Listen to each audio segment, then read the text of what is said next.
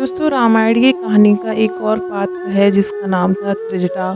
दोस्तों त्रिजटा रावण की नगरी में एक ऐसी राक्षसी थी जिनका जन्म तो राक्षस कुल में हुआ था, लेकिन उसका हृदय देवियों के समान पवित्र था। दोस्तों वो रावण को दुष्ट और पापी समझती थी और भगवान विष्णु में विश्वास रखती थी। दोस्तों रावण के द्वारा माता सीता का अपहरण किए जाने के पश्चात उसे अशोक वाटिका में रखा गया था, जहां माता त्रिजटा को ही उनकी सुरक्षा का उत्तरदायित्व सौंपा गया था।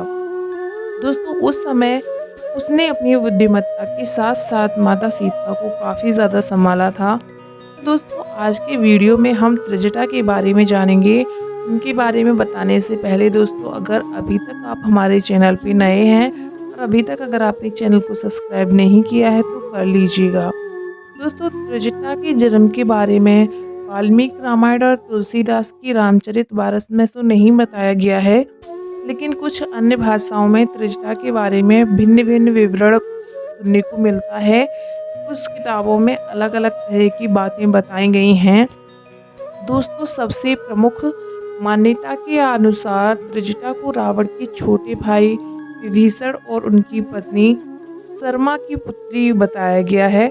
दोस्तों कुछ अन्य रामायण में त्रिजटा को रावण और विभीषण की बहन के रूप में दर्शाया गया है। दोस्तों किसी भी बात का कोई प्रमाणिक उदाहरण नहीं है, ना ही किसी भी बात को प्रमाणिक तौर पर कहा जा सकता है, लेकिन दोस्तों ये भी निश्चित है कि उसका जन्म एक राक्षस कुल में हुआ था। फिर भी उसके अंदर राक्षसी प्रवृत्ति के गुण नाम मात्र थे। वो हमेशा माता सीता की सच्ची मित्र के रूप में याद की जाती हैं। दोस्तों जब रावण छल के द्वारा माता सीता को पंचवटी से अपने पुष्पक विमान में उठाकर ले आया था, तो उसने माता सीता को अशोक वाटिका में रखा। दोस्तों रावण के द्वारा माता त्रिजटा को ही सीता की सुरक्षा सौंपी गई, तो सभी राक्षसियों का प्रमुख बनाया गया। दोस्तों रामायण में त्रिजटा की भूमिका भी यहीं से शुरू हुई, जिसमें उन्होंने स्वयं के चरित्र को ऐसा दिखाया जिससे वो आमजनों के दिल में हमेशा के लिए बस गई। दोस्तों जब माता सीता रावण के द्वारा अपहरण कर लंका में लाई गई, वो अत्यंत विलाप कर रही थी।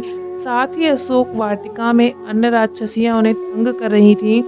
दोस्तों ये देखकर त्रिजटा ने अपनी बुद्धिमत्ता से बाकी राक्षसियों को चुप करा दिया और माता सीता को ढांढस बंधाया था। दोस्तों त्रिजटा के कारण ही माता सीता को उस राक्षस नगरी में रहने की शक्ति मिली और उनका विलाप कम हुआ था। दोस्तों वैसे तो माता त्रिजटा रावण की सेविका थी, लेकिन वो भगवान श्री राम की विजय में विश्वास रखती थी।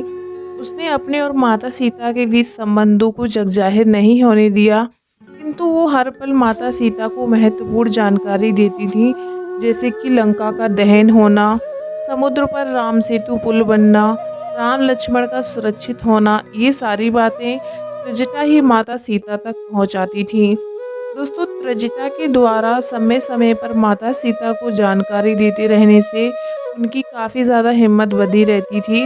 दोस्तों अंत में भगवान श्री राम और दशानन रावण के बीच भयंकर युद्ध हुआ, तो उसमें रावण मारा गया। दोस्तों इसके पश्चात जब विभीषण को लंका का अधिपति बनाया गया, तो उन्होंने तुरंत माता सीता को मुक्त करने का आदेश जारी कर दिया। दोस्तों त्रिजटा माता सीता के जाने से तो दुखी थी, लेकिन प्रसन्न भी थी कि अब सब विपत्ति टल गई। दोस्तों जब अग्नि परीक्षा के बाद माता सीता भगवान श्री राम के पास आईं, तो उन्होंने माता त्रिजटा के वात्सल्य व प्रेम के बारे में उन्होंने बताया।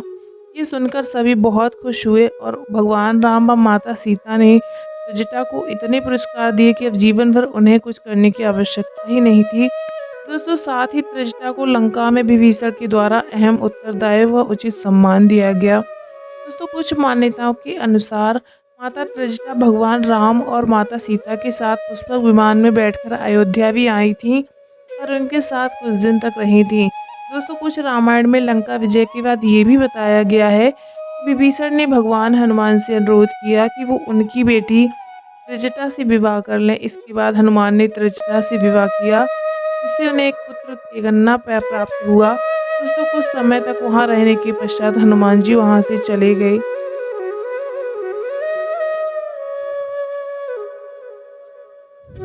दोस्तों उम्मीद करते हैं आप सभी लोगों को वीडियो बहुत ज़्यादा पसंद आया होगा। वीडियो पसंद आए तो वीडियो को लाइक करने के साथ साथ चैनल को सब्सक्राइब ज़रूर करना। Thanks for watching.